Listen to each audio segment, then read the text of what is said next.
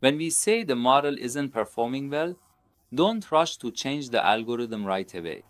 You need to figure out exactly where the problem is. There are three possible scenarios.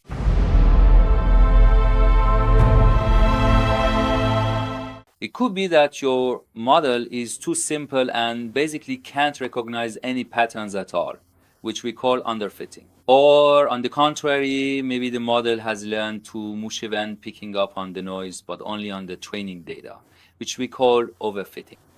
Underfitting and overfitting both stem from two types of errors called variance and bias.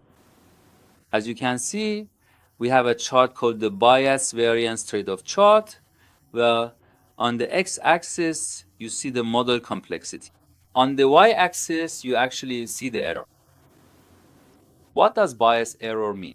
It means the model has made too many assumptions and basically hasn't learned anything. Variance, on the other hand, means the model has learned too much, but only on the training data, right?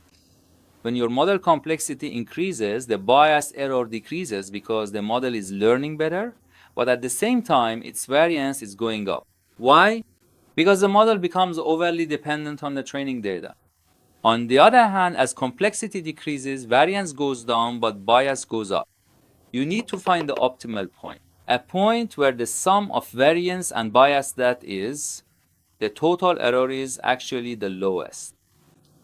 It's possible that the issue isn't with either of these two at all.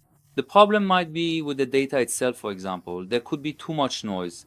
Or there might be some data that actually belongs to the test set rather than the training set, which is what we call leakage. So whenever you run into a problem with your model, don't rush to change it right away. First, check whether your model is too simple. Maybe your model is too complex. Or perhaps the issue is with the data and noise.